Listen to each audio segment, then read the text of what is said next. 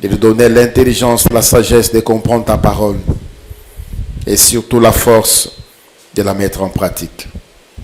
Au nom de Jésus-Christ, notre Seigneur. Amen. Gloire à Dieu. Nous sommes debout, nous allons lire la parole de Dieu. Nous sommes dans Genèse. Genèse chapitre 12. Nous lirons du verset 1er jusqu'au verset 3e. Genèse chapitre 12, du premier verset jusqu'au verset 3e. Il est écrit: L'Éternel dit à Abraham, va-t'en de ton pays, de ta patrie et de la maison de ton père, dans le pays que je te montrerai.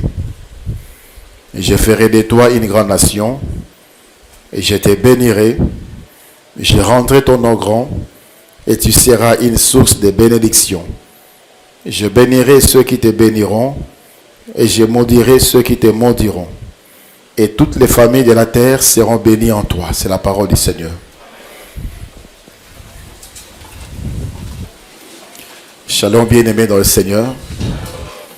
Que la paix du Seigneur soit dans vos cœurs et qu'elle demeure dans vos demeures. Je rends grâce à Dieu pour ta présence. Que le Seigneur fasse de toi ce qu'il a voulu pour toi ce matin.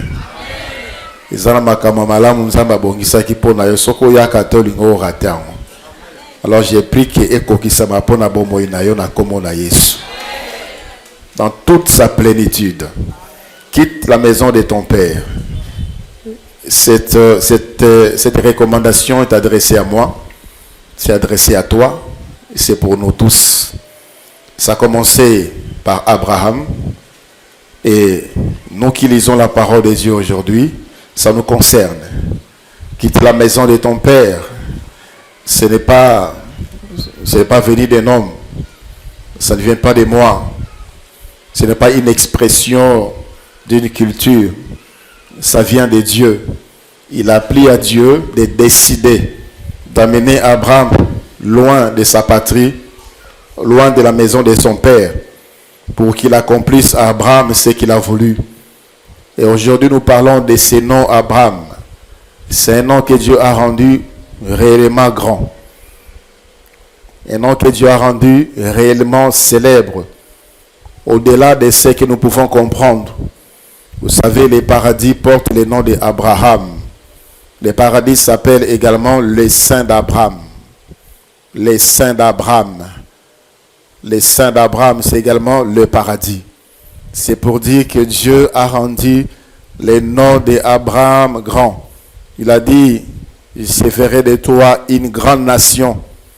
Aujourd'hui, nous tous qui nous réclamons de Jésus, nous avons pour père Abraham, c'est lui qui est le père de la foi. Parce qu'au travers de sa foi, il nous a montré le chemin pour croire. La Bible dit, il est parti sans savoir là où il allait. Nous n'avons jamais vu le Seigneur, mais nous le suivons par la foi. C'est ce qu'a démontré Abraham beaucoup d'années avant. Selon la géographie biblique, selon l'histoire biblique, selon l'archéologie biblique, Abraham a vécu 1850 années avant la venue du Seigneur Jésus-Christ. Alors si on doit compter près de 2000 ans aujourd'hui depuis que le Seigneur était là, on peut dire Abraham a vécu plus de 3800 et quelques années avant nous. Mais son nom est encore là, réel et actuel. Lorsqu'on parle d'Abraham, plusieurs se réclament, plusieurs sont fiers. Il y a des religions, des grandes religions qui sont fiers de dire que nous aussi nous sommes des fils d'Abraham. Mais il a fallu qu'il fasse quelque chose que le Seigneur lui avait demandé pour que ce nom devienne grand. Il devait quitter la maison de son père. Aujourd'hui, je vais juste faire quelques rappels parce que c'est très important. Si nous ne comprenons pas exactement ce que cette expression veut dire, ce que cette parole veut dire, nous allons aller au travers de la pensée de Dieu. La maison de ton père, ce n'est pas la maison de ton père actuel. Peut-être tu es encore dans la maison de ton père physique. Ce n'est pas cette maison où tu vis. Peut-être tu as quitté. Ce n'est pas là où tu as laissé ton père. La maison de ton père, c'est là où tu es sorti. D'où tu es sorti. C'est ton origine. C'est ta souche. C'est ta source. Là où il y a les fondements de ces noms. Les noms que tu portes aujourd'hui. Les sons que tu as aujourd'hui. Nani abanda komboana. Nani abanda makilawana. Mutwali boso yalibota na yom nani. Vous savez, Dieu a créé l'homme, Adam et Ève. Et la Bible dit, nous sommes issus d'un même sang.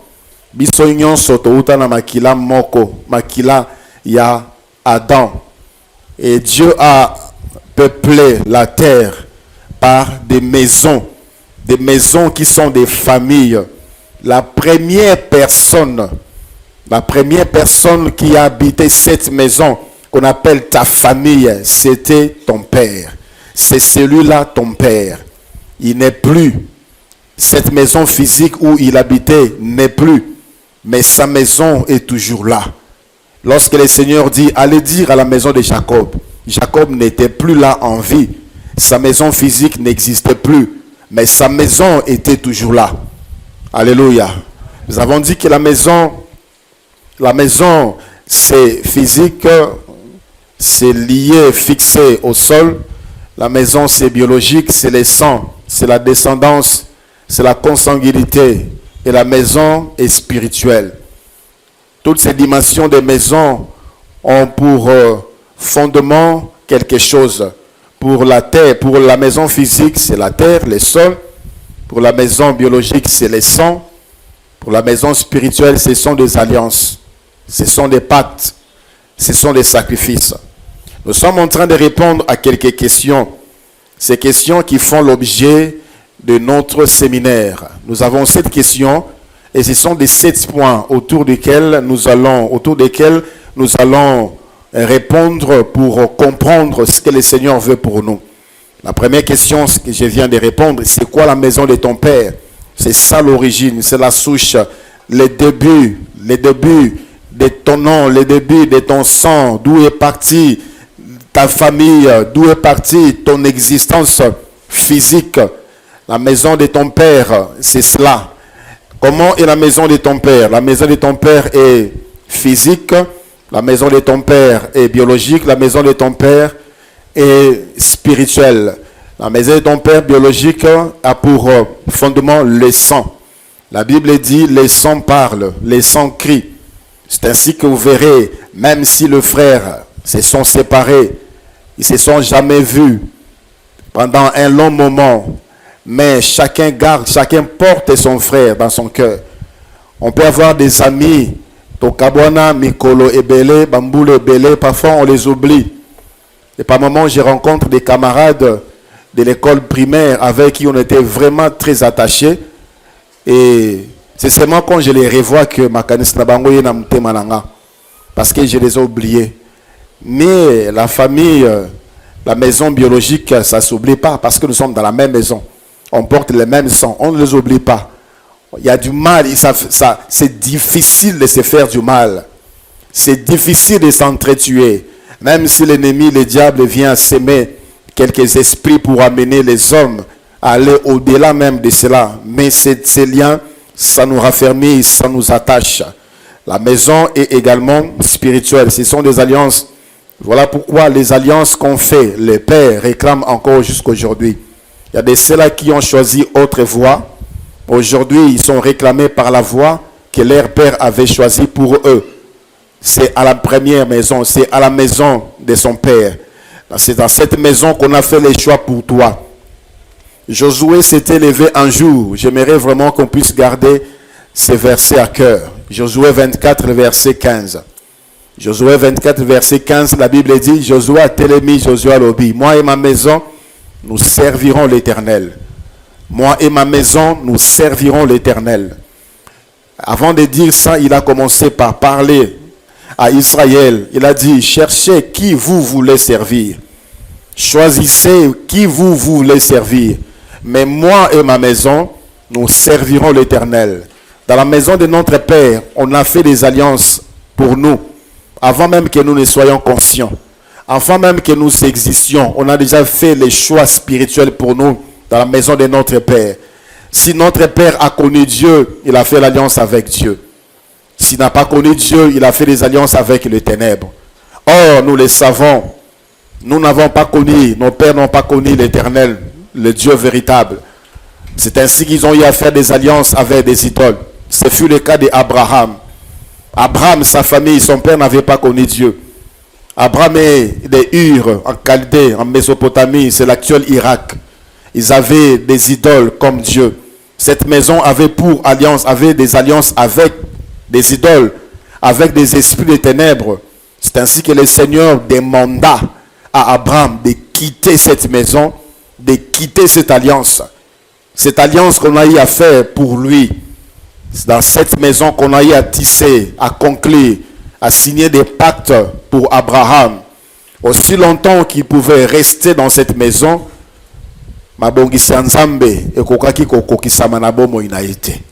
parce que Dieu ne mélange pas sa gloire. Dieu ne partage pas sa gloire. Alléluia. Alléluia. Il n'y a aucun rapport entre les ténèbres et la lumière. Tu veux recevoir de Dieu, tu dois quitter l'autre camp.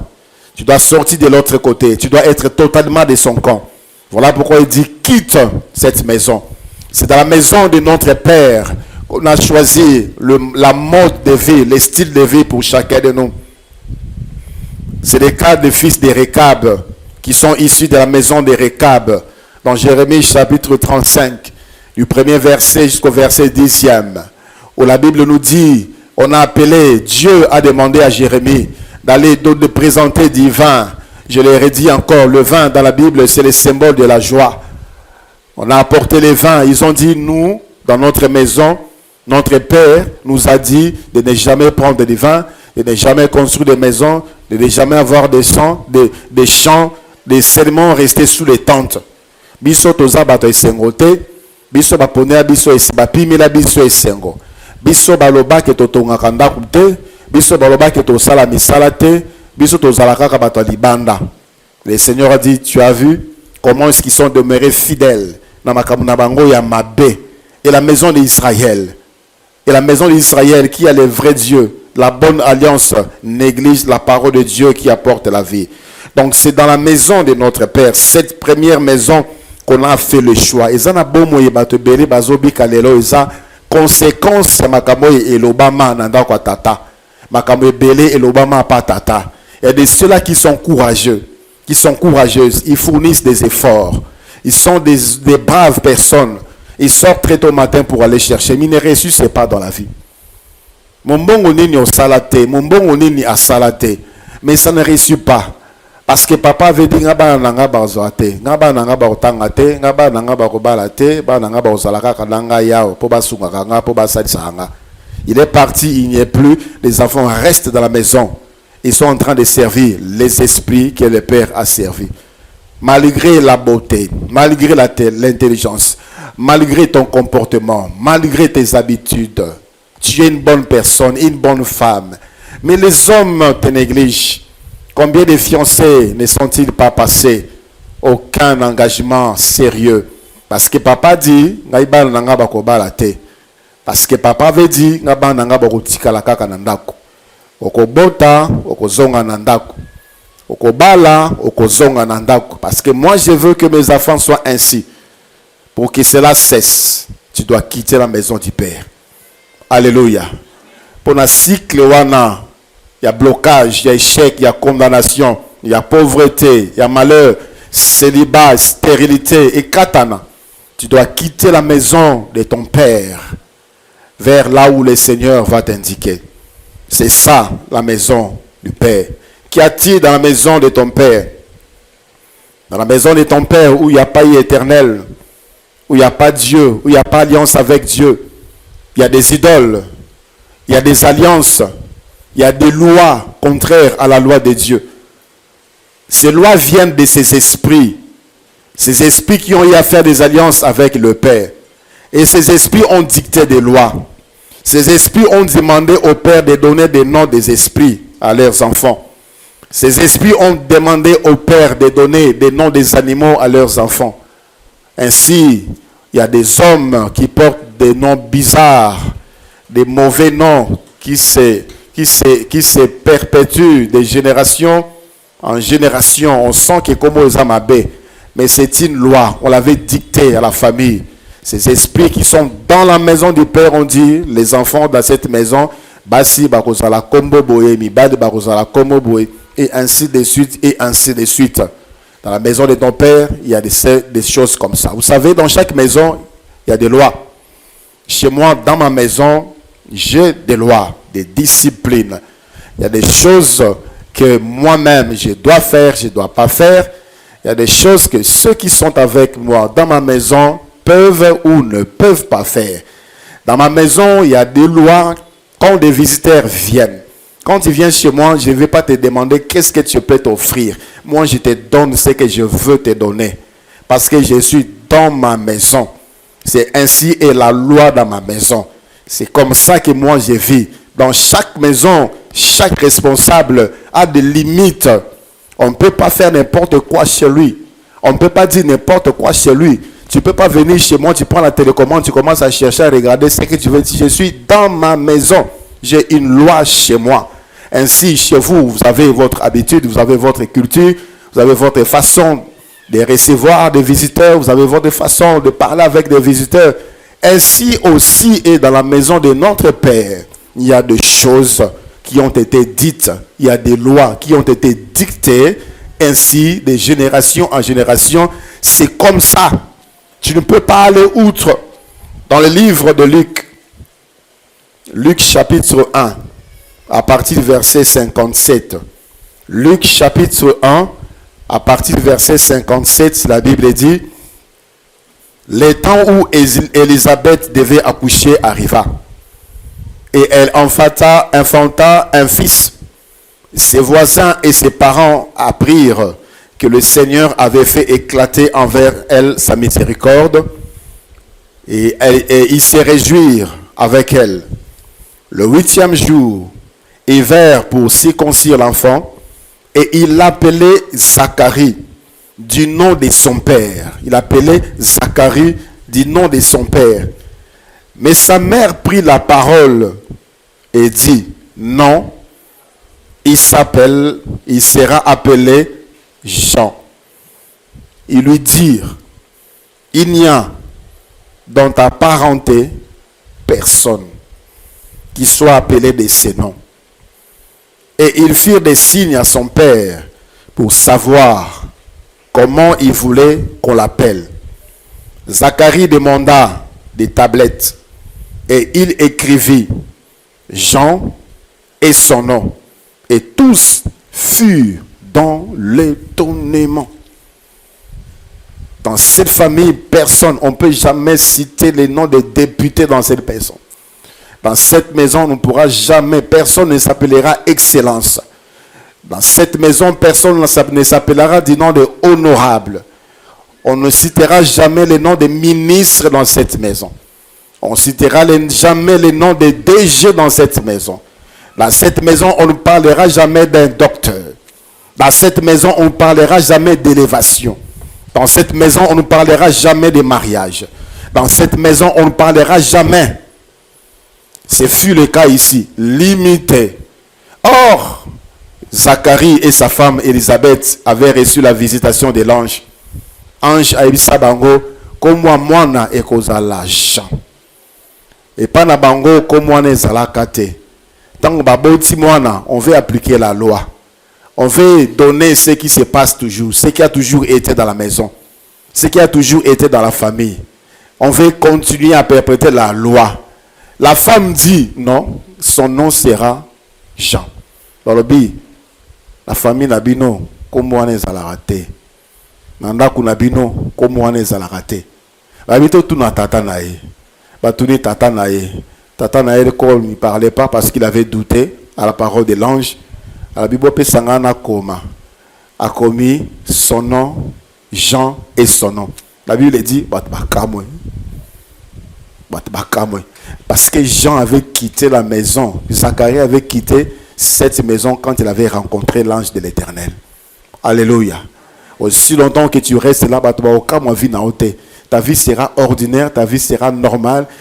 On verra en toi tout ce qu'on voit dans ta famille, on verra en toi tout ce qu'on voit dans ton entourage, on verra en toi tout ce qu'on a toujours vu de génération en génération et Sikayo Uta.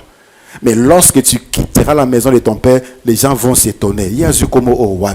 Et comment est-ce que lui, on peut l'appeler honorable, alors que jamais on a cité le nom de honorable dans sa famille?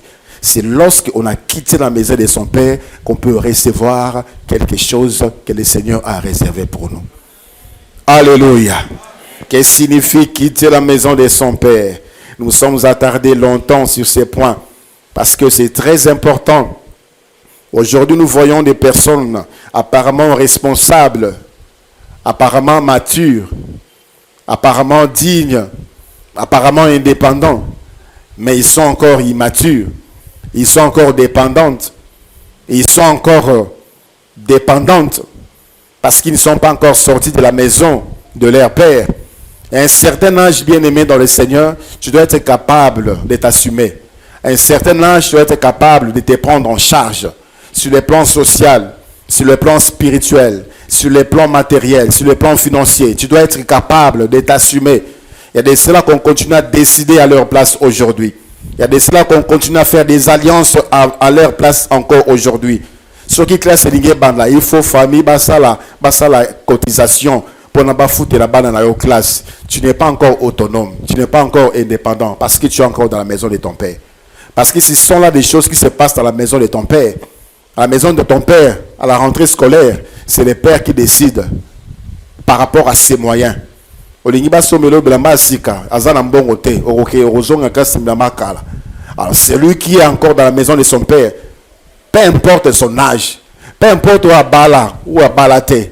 Si jusqu'à aujourd'hui on continue à te supporter, on continue à te prendre en charge, c'est-à-dire que tu n'as pas quitté, tu n'as jamais quitté, tu continues à être soutenu par le Père, tu n'auras pas l'évolution. Voilà pourquoi le Seigneur dit, sors, quand tu sortiras, tu seras autonome. Quand tu sortiras, tu seras indépendant. Quand tu sortiras, tu seras capable de t'assumer. Alléluia. Alléluia. Même pour décider sur ce qui doit se passer dans ta maison, on le fait à ta place. On le fait par ta mère, on le fait par ton père. Parce que tu ne dois pas encore quitter.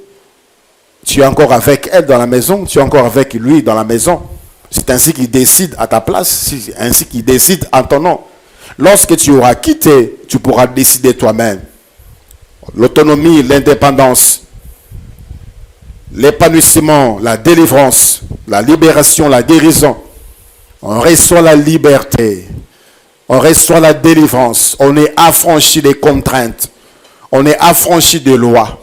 Dans la maison de mon père, il y avait également des contraintes des lois. Notre père ne voulait pas qu'on amène des amis à la maison.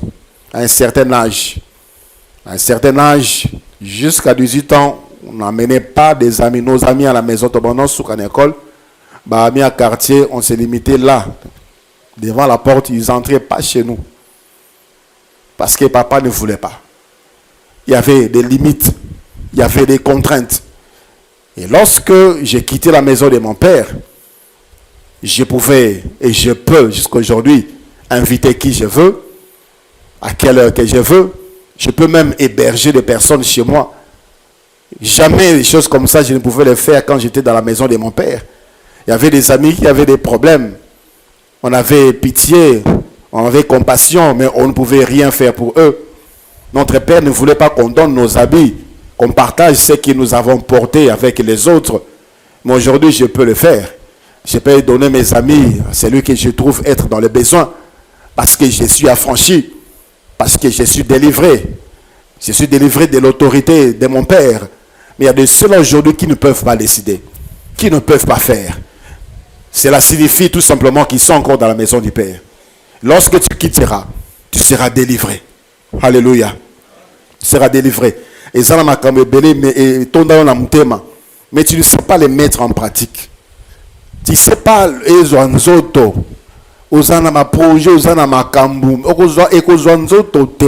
aussi longtemps que tu n'as pas quitté pour être délivré. On va t'empêcher de le faire. On va t'empêcher d'une manière ou d'une autre de le faire. La loi va crier contre toi. Les contraintes de cette maison vont crier contre toi.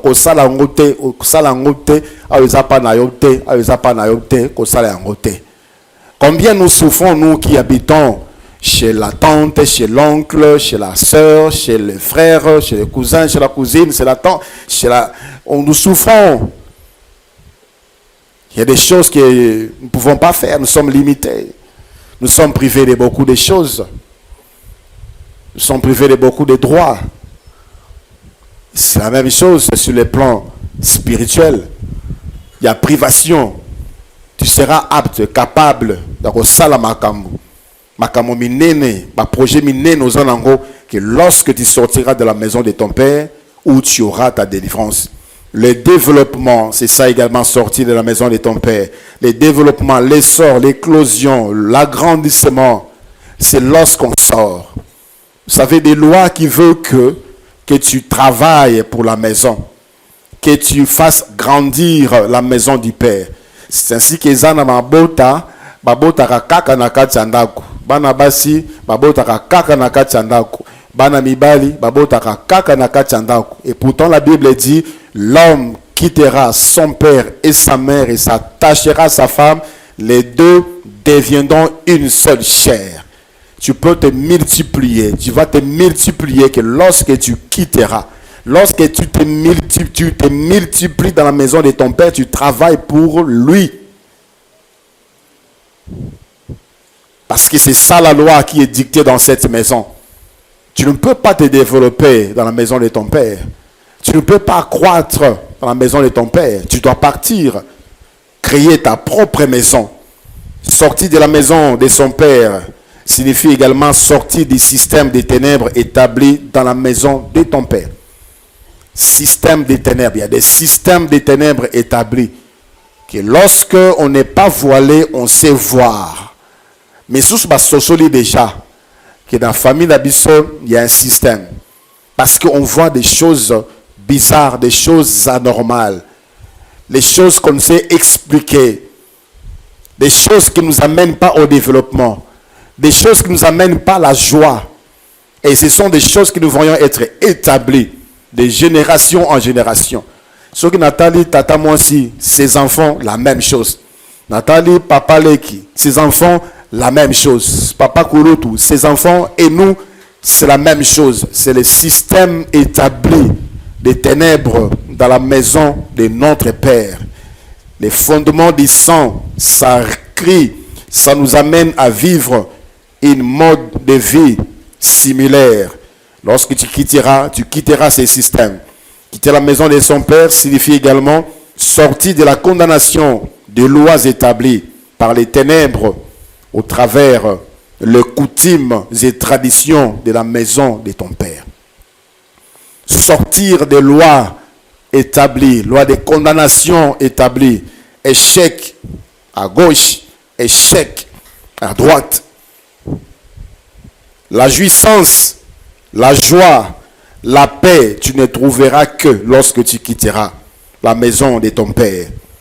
La maturité, la responsabilité, tu le trouveras lorsque tu quitteras la maison de ton père. Alléluia. Aller en direction de ta destinée, c'est seulement lorsque tu quitteras la maison de ton père. Si Abraham était attaché encore, vous savez, même physiquement, on est trop attaché à la maison. Physiquement, la maison physique. C'est comme cela qu'on dit. Moi, je dis à mes enfants, quand vous allez parler ici, dites papa. Et on est attaché à cette maison-là. Il y a des ceux qui devaient déjà partir. Ils sont là. Qu'est-ce que vous attendez? Toi, tu travailles. Tu peux partir. Mais on est attaché à la maison du Père. On a des souvenirs là-bas. On va se séparer des frères, on va se séparer des sœurs, on va se séparer des papas, on va se séparer des mamans. Tu dois partir. Tu dois partir. Là, tu seras dans la voie de ta destinée. Tu auras toutes les visions du monde devant toi par rapport à ta destinée. Mais si longtemps que tu es là-bas, tu seras toujours coincé. Papa n'aime pas ça, papa ne pourra pas faire ça. Papa, dans le mot comme nous, on a 18 ans, tel que dans la Suède, on a 18 ans, tu sors de la maison du Père. L'État organise ça. Au Japon, c'est à 20 ans, tu sors de la maison du Père. On va t'orienter. Maintenant, tu dois décider. On considère que tu es déjà majeur, tu es déjà mature, tu dois partir. C'est seulement ici au Congo, plus particulièrement à Kinshasa, qu'on pense que quand on a 30 ans, on est encore un bébé. On est encore un bébé. On se partage les pains avec le frère. Tu dois partir, frère. Tu dois quitter cette maison. Ça ne demande pas beaucoup d'argent. Ça demande tout simplement une vision. Alléluia. Si tu as une vision pour ta vie, tu dois partir. Il y a 1 mètre carré, tu es chez toi. Tu auras la voie libre pour réfléchir. Tu vas voir qu'il y a un vide ici, il y a un vide ici. Je dois combler, je dois remplacer, je dois compléter. Mais aussi longtemps que tu es attaché à cette maison, tu n'iras pas loin. Je suis en train de te révolutionner. Toi qui penses que tu es encore un bébé, de partir. Tu dois sortir de cette maison physique et partir. Je suis allé rendre visite à une cousine qui s'était mariée. Quelques mois après son mariage, je pose la question, comment ça va? Elle m'a dit, maintenant ça va. Maintenant ça va. Parce qu'au début, elle avait toujours tendance à rendre visite par Mutomoro à Ozonganandaku. Elle disait que j'avais toujours cette impression-là que je suis allé quelque part et le soir je devais rentrer chez nous. Elle avait toujours la pensée et pas Nabango. Elle pensait toujours dans Mdaku Nabango, elle pensait toujours Maman Nabango, elle pensait toujours sa famille. Mais plus le temps passe, le mois passe, elle s'est habituée et s'est rendue compte que réellement elle est chez elle. Il était déjà arrivé, je ne sais pas. Parce que cette maison-là, ça tire. Voilà pourquoi le Seigneur dit détache-toi, détache-toi. Bima, bima, kende, bima, kende. Je rendrai ton nom grand. C'est ainsi qu'aujourd'hui on parle de ces noms grands. Le nom d'Abraham, c'est un grand nom. Alléluia. Le paradis porte le nom d'Abraham, je l'ai dit encore. C'est un grand nom. Parce qu'il a obéi à cet ordre simple. Quitte cette maison. C'est difficile. C'est compliqué, incompréhensible. Mais il a accepté, il a obéi. Et aujourd'hui, on parle de lui comme un grand homme. La 6e question, comment quitter la maison de ton père? C'est vraiment là. Si on peut traiter toutes les questions sans traiter cette question, on n'a rien fait. Ainsi, je vous invite demain. Nous allons voir comment quitter et nous allons quitter la maison de notre Père. Seigneur Jésus, ta parole est éprouvée. Ta parole est la lumière. Cette lampe qui nous éclaire, notre sentier et aussi notre pied. Tu nous veux en dehors des lois établies. Tu nous veux en dehors de toute forme de limitation, de blocage. Ainsi, tu nous appelles en ces moments de prière fervente. Que chacun de nous soit conscient de ses limites. Que chacun de nous soit éclairé de ce qu'il y a dans la maison de son Père. Que chacun de nous soit conscient de ce qui se passe dans la maison de son Père.